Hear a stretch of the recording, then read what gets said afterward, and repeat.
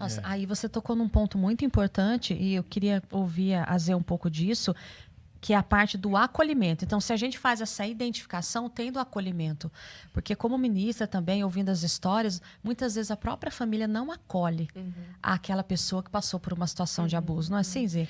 Primeira percepção também, né? As famílias não percebem, né? Por isso que a gente instrui pais, instrui educadores, não falei sobre isso, a gente palestra para educadores também, palestramos para líderes de departamento infantil, para gerar essa percepção. E aí a gente pega pontos, como a Camila estava dizendo, e vamos esmiuçando esses sinais. Esses ais. Esses ais. Como são esses ais? Deus me deu uma palavra com o filho da Sunamita, que falou, estava no campo com seu pai, e falou, ai, que dor de cabeça. E o pai pediu a um dos empregados que levasse o menino até sua mãe, ela colocou ele no colo e à tarde o menino morreu. E Deus me falou sobre isso. Se aprofunde nos ais. Né? A gente não ser superficial, porque os ais não vêm, na maioria das vezes, não vem falado. Né? Eu tenho 2 filhos, uma menina fala tudo, e um menino que eu tenho que ir atrás de cada ai dele. E, na verdade, Deus me falou isso sobre o meu filho. Eu tive que me aprofundar e buscar muito em Deus. Eu descobri um ai dele, até que Deus me mostrou onde estava.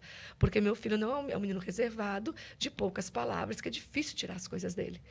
E daí Deus me deu essa palavra, né? Investigar os ais, aqueles que não são falados. Então, nós precisamos dar informação aos pais e aos educadores para que eles possam ter esse olhar, né? Um olhar preparado, um olhar instruído. Né? Deus me falou que pais instruídos são pais que protegem.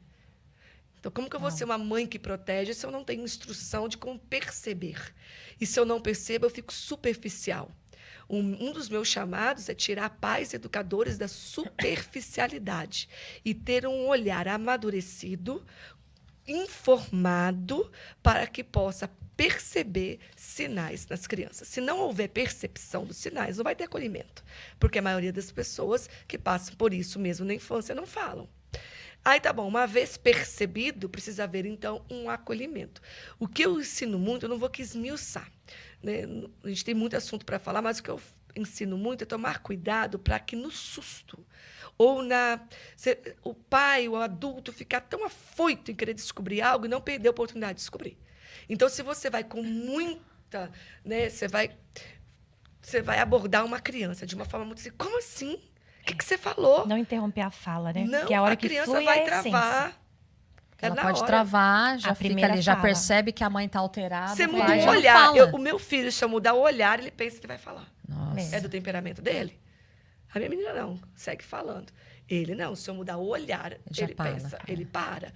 Para ele me fazer uma pergunta específica que fez uma vez, que ele imaginava que era uma coisa feia mesmo, ele se trancou comigo no quarto, fechou a porta, fez eu abaixar e falar no meu ouvido. Só tinha nós 2. Uau. Esse é o meu menino. Então, nós temos que ter sabedoria para ouvir. Eu falo muito assim, né, um termo prático, cara de paisagem. O seu filho está falando da coisa mais, aquela criança que você está com os cabelos em pé e você está plena, né? Nossa, você está assim que nem o Jefão. Sempre pleno, né, Jefão? Sempre cara de... Então tá bom, cara de Jefão. Pleno. Faz cara Vou plena. instruir isso na minha... Jefão, você faz cara plena que eu tô tensa.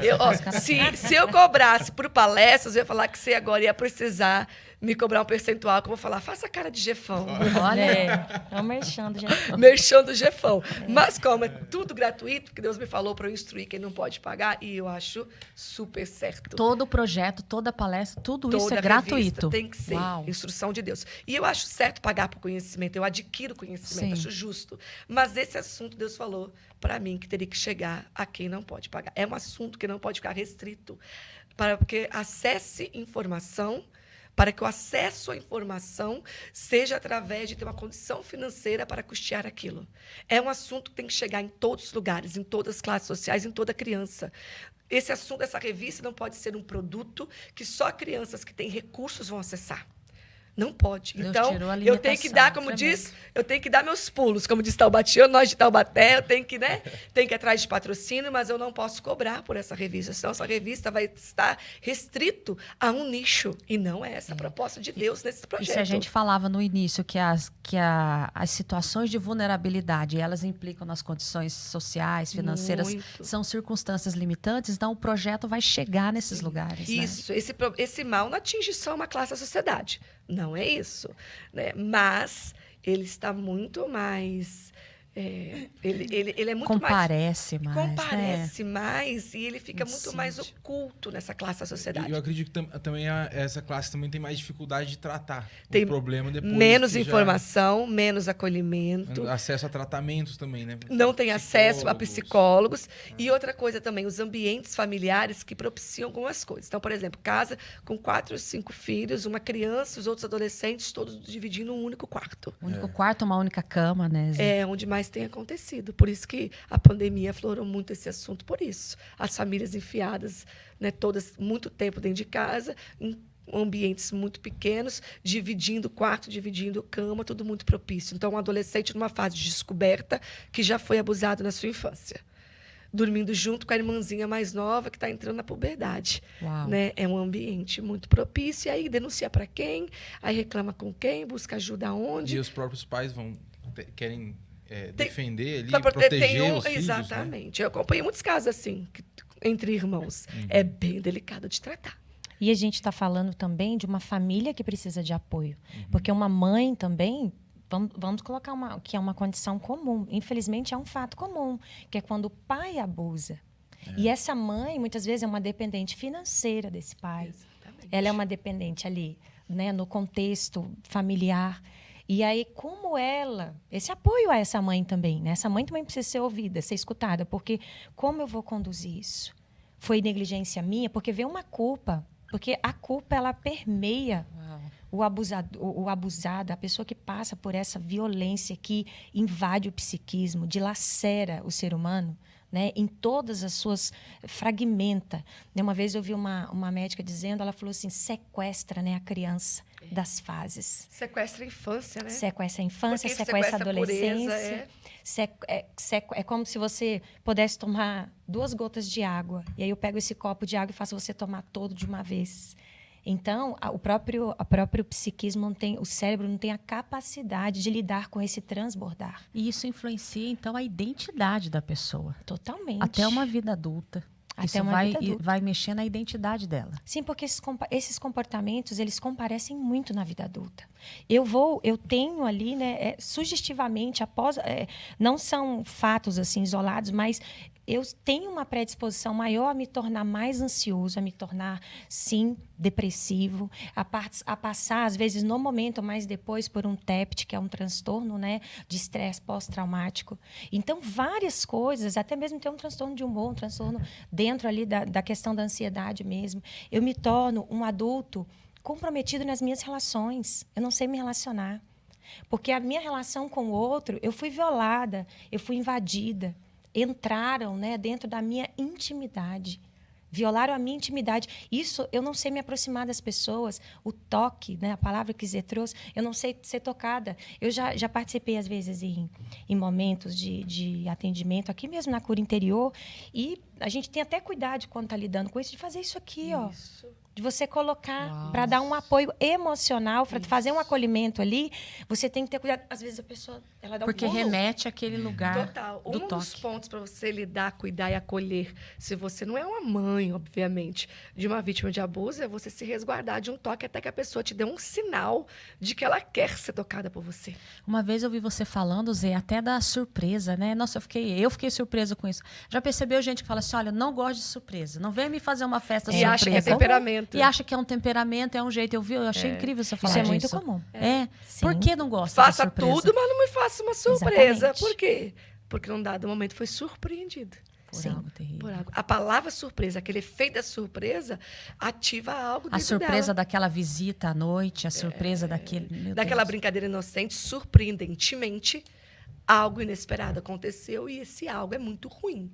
E agora toda surpresa vai remeter àquela dor. Então a pessoa cresce, amadurece, não Interessante. gostando. Muito. Por isso que a gente tem que respeitar muitas pessoas. Na Às sua vezes fala, ai, que particularidade. bobeira, ela não gosta de Na surpresa, sua dor. mas Na vamos sua fazer dor. assim mesmo, né? A gente vai amadurecendo na cura interior, cuidando de pessoas, conhecendo pessoas. Eu amo pessoas e me aprofundar em pessoas. E a gente vai, com o tempo, aprendendo o respeito aos limites que as pessoas impõem, né? Ou impõem ou denunciam, né? Não é uma imposição. Mas a gente vai aprender. Pessoas, muitas vezes, Você por vai amor... percebendo, né? Por amor, Ainda que ela nem as pessoas fale. falam assim, ela fala que não gosta de surpresa, mas tem tanto amor envolvido, vamos fazer assim mesmo que nós vamos agradá-la. Né? Só que tem um motivo que nem aquela pessoa que não gosta sabe que ela tá o porquê. Não sabe. Então a gente vai aprendendo a respeitar os limites, sabe?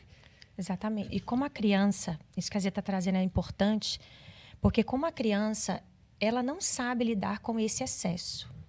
Quando acontece o abuso sexual, a criança não sabe lidar com esse transbordar, com essa invasão, com essa violação.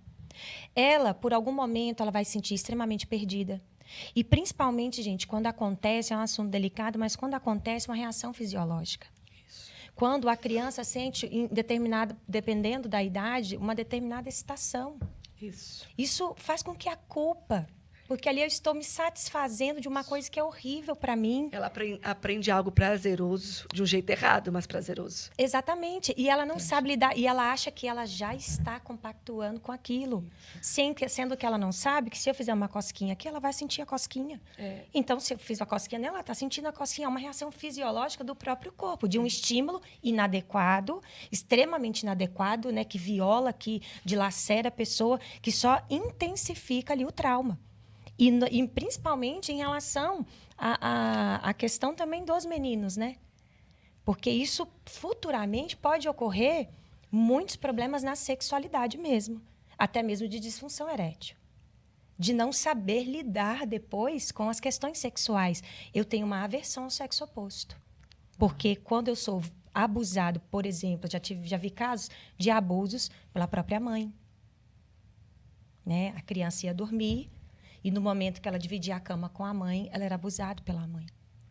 E ali ela tinha aquela experiência e depois ele... você, né, eu não estou trazendo isso como via de regra, sim, mas a aversão ao outro sexo, eu falo né, em relação ao oposto, porque geralmente acontece dessa maneira. E aí eu não quero me casar, eu não quero ter filho, eu não quero, né, dentro de um contexto ali, eu não quero me aproximar do sexo oposto, porque isso me trouxe dor, né, fez com que eu fosse invadido na minha, a gente vai privacidade e intimidade.